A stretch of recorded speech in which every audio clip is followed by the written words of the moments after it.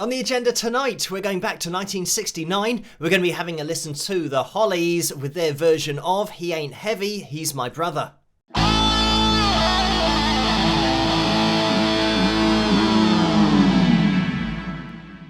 Hello, Phil here from Wings of Pegasus, and welcome to another analysis video. If you enjoyed this video, please give it a thumbs up and subscribe. So I have isolated Alan Clark's vocal. I've run it through the pitch monitoring software as well. So we're going to be approaching this in exactly the same way as we usually do. It's an interesting one to take a look at because it's only when you analyze it that you realize how off some of the notes are, and I say off in inverted commas because it's all about the expression. It's not about hitting a note directly at 440 Hertz tuning, equal temperament. But we will jump into this, and I'm just going to keep the levels the same as we start out, but then we'll listen to the isolated vocal in a bit more detail afterwards. Let's have a listen.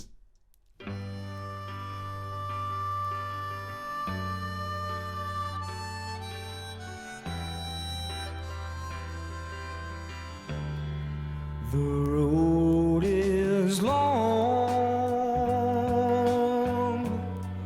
with a many winding tongue that leads us to who knows where, who knows where. But I'm strong.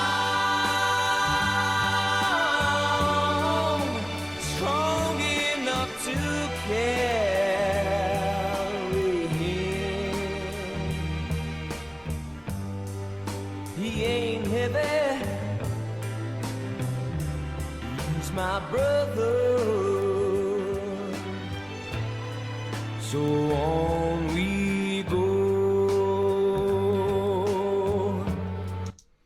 I'm just going to jump in here. As always, there's a link to the original video in the description below, so you can click on that to listen to it the whole way through without me interrupting it.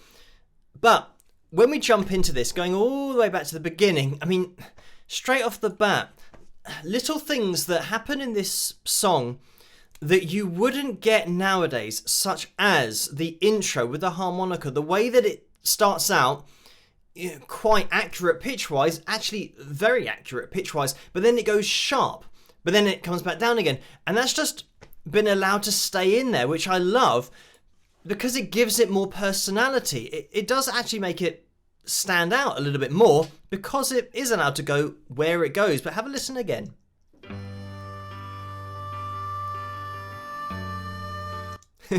It just rises up there.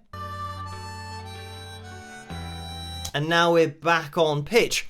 But it's just extra little bits of expression and personality that make it what it is. I love hearing this kind of thing when I listen to any song, just these tiny variations in pitch which give it personality, give it expression, but it's the opposite of pretty much 99% of the music that we hear nowadays, which is all pitch corrected, because that wouldn't have got through nowadays, definitely. The road is long. And we can see as soon as Alan starts up with his vocal, he's bang on the E3 here, and we've got the G3 here. And as he goes up here, just a little bit between notes. So as we take that back, let's see what happens up here, whether we are sharp or flat. And it's actually just flat. So it means that we were aiming for the D4 up here. But because it's quite a quick vocal phrase in that the notes that are being hit, that na, na, na, na, and he kind of slides up to that it doesn't matter that it's flat, rather than going na, na, na, na, na, na, and being really strict with it, it wouldn't have the same feel. So these are the tiny little details that just make it sound unique. With a many winding tongue. And again there, almost between notes here. So we were flat of the G4. and then we come down again, slightly flat of the C4, but it's only something that you're really going to be aware of when you're analysing it and really, picking it apart piece by piece. But it would sound totally different if this was pitch corrected, for example. It would lose that personality. Winding tongue that leads us to. And this kind of thing where Alan then snaps straight back in and is really accurate. And this is something that I mentioned about all the great singers, is when you listen to them sing a whole song, you're not going through every vocal phrase, every note, and analysing how accurate that is. You're taking it as a total performance and a piece of art, the music that you're listening to, and you're judging it through emotions rather than analysing pitch. So, great singers throughout a whole performance will be really accurate pitch-wise, and Alan is that. But it's when you get these pieces of expression that are either flat or sharp, that's what makes the singer unique, and it gives it their own personal version of that performance as a vocalist, because they will naturally, subconsciously sing a little bit flat or a little bit sharp at certain points in their range. And this is something that will make their voice sound unique, because only they will do it to that extent on each particular note. And it's just part of their voice. So this is the other thing about pitch correction, that if you're now correcting everybody's voice, you're losing all of the expression but imperfections of their voice that are unique to them. So rather than taking 100 singers, pitch correcting all of them so that they all now sound the same effectively with how their voices are hitting notes, by not doing that, you now get to hear the personality of the singer and all of these subconscious traits that they have to their voice. Knows where, who knows where. But I'm strong, strong enough to carry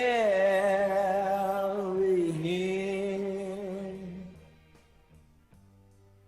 He ain't heavy, he's my brother.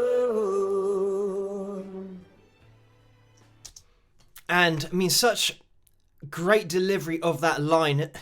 When we go straight into this, it is now just conversational, but there's enough pitch in there that you know the notes that Alan's hitting, but there's so much expression in just this phrase. He ain't heavy, He ain't heavy. It's kind of not even worrying about where the notes are going, because it's about the lyrical content here. It's about making that connection. he's my brother. And then at the end, when we have brother, he's kind of being a lot more accurate there, and a little bit flat maybe as we come down there, but just taking it slightly flat again is something that's just going to be interpreted by the listener as an expression, not looking at this and thinking, right, if we drew a line directly through that, we might be slightly underneath the line. It's not something that you particularly notice that, by the end we're just a little bit almost between notes again. But this is what I love about not only this version of the song, but I mean, the song is just great, and it obviously needs a great vocalist to do it justice. But just this song in general, I mean, it is an absolute anthem. Everybody knows it, written by Bobby Scott and Bob Russell. When it was released in 1969, as this was the Hollies, the first version by Kelly Gordon was in 1969 as well. So it's interesting that when a song gets released, a lot of people, and it's this kind of quality, that songwriting just turns heads and people think, wow, that's a great song. So you had Kelly Gordon in 1969, the Hollies released their version in 1969, Neil Diamond did his version in 1970. So within the course of a year or two, there were already a few versions being released, and it is one of those songs that it's going to be released for the rest of time because it's, such an iconic song, but a song that people connect to on such a deep level because of the way that it's not only been composed, but the lyrical content gives you such a connection, especially when you hear a great singer perform it. But let's get back into it. So on we go. Interestingly, we get this combination of vibrato, but then not as obvious, even though we can see here we've got the little wobbles going up and down, which are a little bit inconsistent. But as we start this phrase, we're not going nah.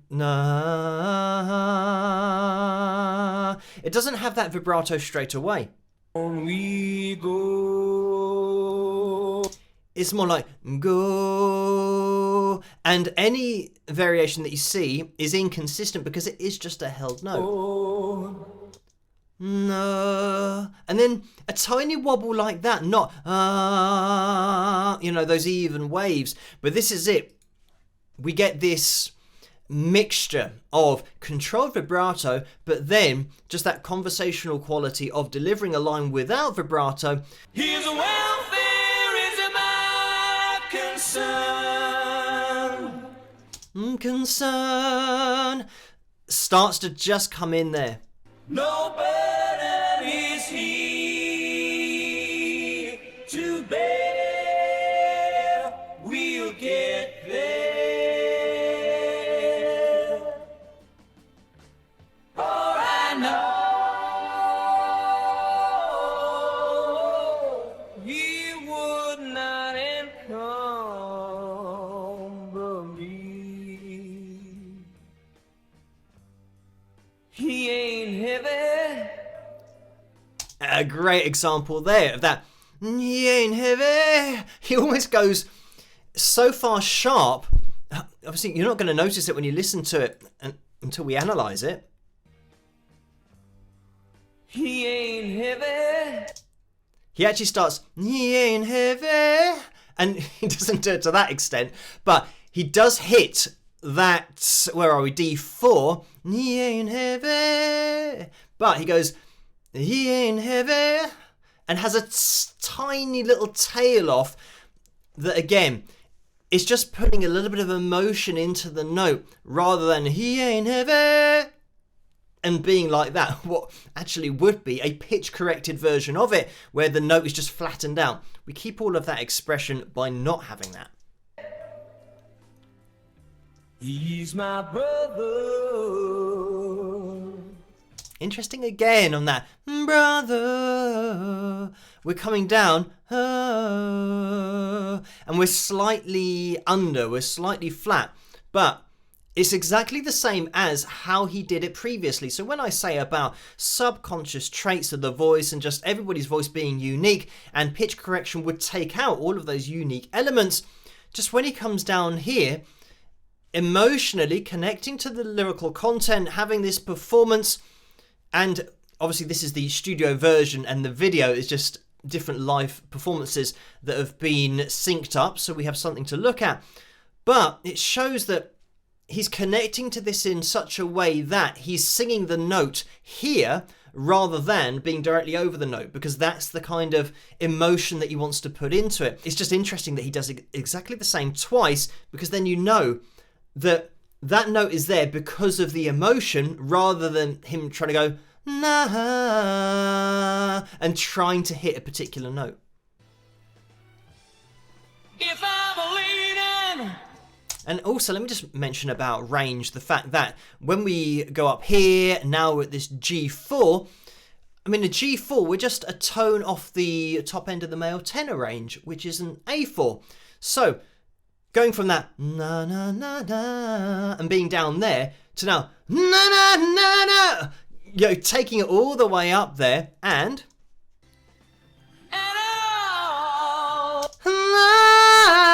so now that is an A4, top end of the male tenor range in chest voice. I'm leaning And look at the pitch accuracy as well, bang on. With sadness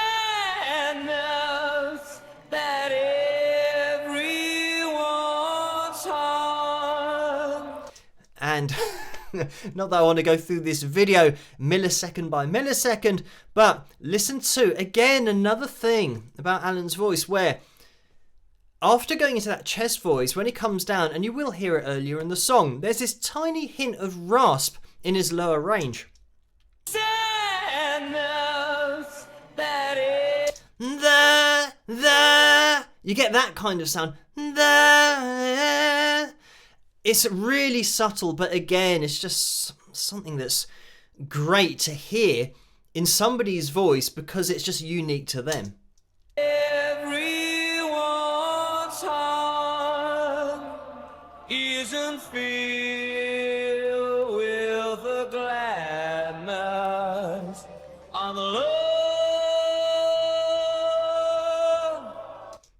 And there's the contrast of that love. We haven't got love. There's not any kind of pushing or rasp there. He's then singing that note a lot more cleanly, where you would expect in that lower range with a little bit of rasp. As he gets up there, it might get even raspier, but it doesn't. It gets, if anything, cleaner. For one another, it's a long, long road from which there is no return while we're on the way to live. And again, it's that really relaxed approach to delivering the vocal, but being accurate with his pitch as he's doing it. While we're on the way. Is that while we're on the way? You kind of get all of these slides. Obviously, I'm exaggerating it there, but you can see on the pitch monitoring software these slides that we're just gliding from one note to the next. To live. To live. And here, again, sliding up to the C. It's a C4, it's not a C5. It's heard that an octave higher, so there must be a little bit of a octave in there somewhere. Why not share? And the Lord doesn't weigh me down at all. He ain't heavy. He's my brother. And again, same thing, slightly flat. All the greatest singers in the world sing flat. It's just a fact. Even with their vibrato, when they go below the line, that will be flat. But they also sing sharp. So, yeah. But you guys know from the analysis videos that the terminology that's used in music is never an insult or anything. That's something that's happened in, I don't know, society, that people think that singing flat is somebody that can't sing. For some reason, it's got that definition and taken off to be seen as that, but we know different.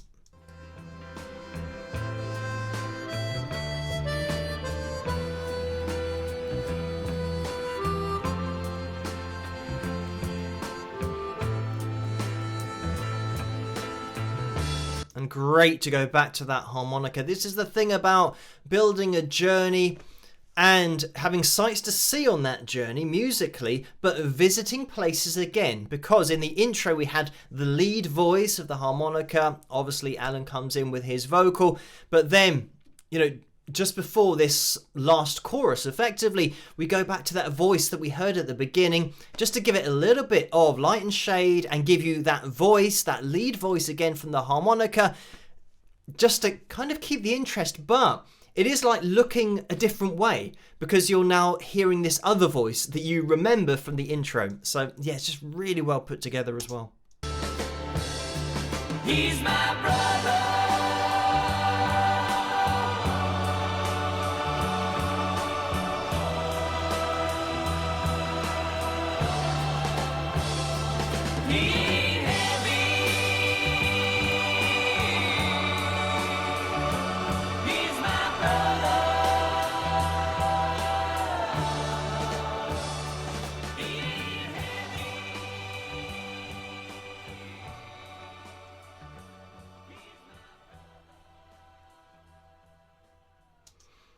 And there we have it. I mean, what a song, what a vocal performance, and something that is great to hear.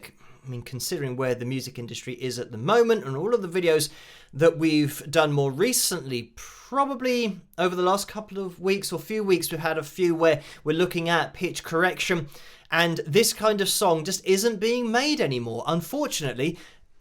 Even with the instrumentation, with the harmonica in the intro, that wouldn't have been allowed to get through because it goes sharp, and that would have been flattened out.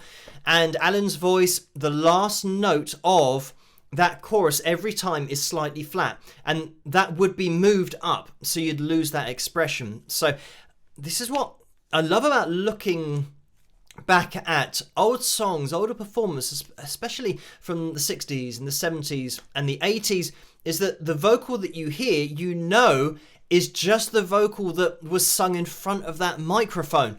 So you get such a deeper connection to the singer and the song. Thank you guys for requesting this particular song and video for me to take a look at. As always, keep the suggestions and requests coming in the comments section below. If you did enjoy this video, please give it a thumbs up and subscribe, and I'll see you guys at the next one. Rock!